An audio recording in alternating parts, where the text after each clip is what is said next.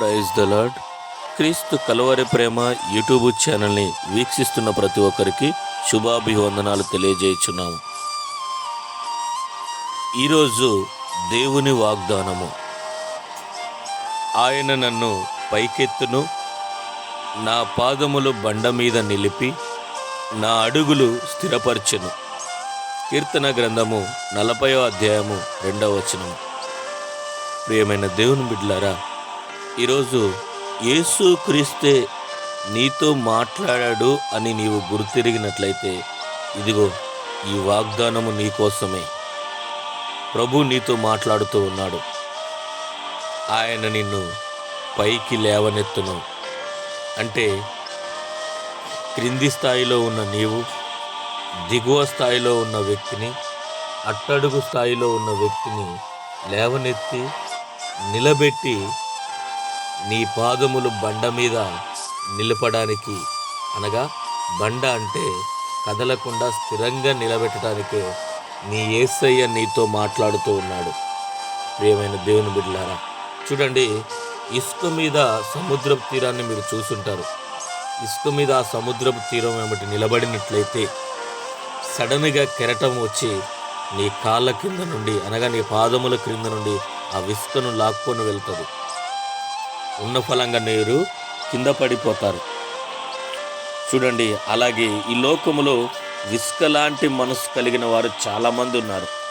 నిన్ను ఎప్పుడెప్పుడు కింద పడేయాలా, నిన్నెప్పుడెప్పుడు అట్టడుగు ప్రాంతాలకు తీసుకెళ్లాలా, నీవెప్పుడు పడిపోతావా అని చూసేవాళ్ళు ఈ లోకములో చాలామంది ఇసుక లాంటి మనస్తత్వం కలిగిన వారు ఉన్నారు. కానీ నీ యేసయ్య నిన్ను బండ మీద స్థిరపరుస్తాను అని వాగ్దానము చేస్తా ఉన్నాడు. నీవు పడిపోవాలని మనుషులు కోరుకుంటారు, కానీ నేను ఆరాధిస్తున్న దేవుడు, ఇదిగో నేను ప్రకటిస్తున్న నజరేయుడైన యేసయ్య నిన్ను పైకి లేవనెత్తి నీ పాదములను బండ మీద నిలిపి నీ అడుగులను స్థిరపరచాలని ఆయన కోరుకుంటూ ఉన్నాడు. అందుకు నీవు ఆయనకు సమయాన్ని ఇస్తే, ఆయనను నీవు చేర్చుకుంటే ఆయన నీకు ఖచ్చితంగా సహాయం చేయడానికి సిద్ధముగా ఉన్నాడు.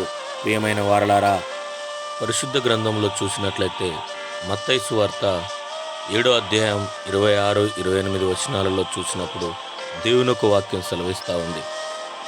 ఈ నా మాటలు విని వాటి ప్రకారం జీవించువాడు బండ మీద ఇల్లు కట్టిన వాడిని పోలి ఉంటాడని దేవుని యొక్క వాక్యం సెలవిస్తూ ఉంది. అది మనందరికీ తెలిసిన విషయమే. చూడండి, దేవుని వాక్యాన్ని ఎవరైతే విని దాని ప్రకారం జీవిస్తారో వారు బండ మీద కట్టిన ఇల్లును పోలిన వారై ఉంటారు. అంటే అది వరదలొచ్చినా, గాలులొచ్చినా, వానొచ్చినా, ఎటువంటి సమస్య వచ్చినా పడిపోకుండా స్థిరంగా ఉంటుంది. అంటే నీ ఆత్మీయ జీవితంలో శ్రమలొచ్చినా, నిందలొచ్చినా, అవమానములొచ్చినా నీవు ఎట్టి పరిస్థితుల్లోనైనాను పడిపోకుండా స్థిరంగా ఉంటావు. అప్పుల బాధల, రోగముల, నిందెల, అవమానముల నీవు ఏ స్థితిలో ఉన్నా నేను ప్రకటిస్తున్న నజరేయుడైన యేసు నిన్ను లేవనెత్తి తలగా నియమించి నిన్ను స్థిరముగా బండ మీద కట్టిన ఇల్లు వలె నిన్ను స్థిరపరచడానికి ఆయన సిద్ధముగా ఉన్నాడు. నీవు అంగీకరించినట్లయితే, ఈ వాగ్దానాన్ని నీవు నమ్మినట్లయితే ఈ క్షణమే మోకరించి కనులు మూసుకొని ఏకీభవించు. ప్రార్థన చేద్దాం. పరిశుద్ధుడు అయిన తండ్రి, జీవాధిపతి, నీ ఘనమైన పాదములకు వందనాలయ్యా. నీ ఉన్నతమైన సన్నిధానములో ఎందరైతే ఈ వాగ్దానాన్ని అంగీకరిస్తున్నారో, ఎవరెవరైతే ఈ వాగ్దానాన్ని వింటున్నారో ప్రభా, నీ మాట విని నీ మాట ప్రకారం నడిచిన వారు బండ మీద కట్టిన ఇల్లును పోలి ఉంటారని నీ వాగ్దానం సెలవిస్తూ ఉంది కనుక, ఇదిగో నాయనా, ఎవరెవరైతే అప్పుల బాధలతో కూరుకొని పోయి ఉన్నారో, ఆత్మీయ జీవితంలో పడిపోయి ఉన్నారో, రోగములతో, అప్పులతో, నిందలతో, అవమానములతో, సమస్యలతో ఏ విషయంలో వారు పడిపోయి ఉన్నారో ప్రభా, వారిని మీరు లేవనెత్తండి, వారిని బలపరచండి, స్థిరపరచండి.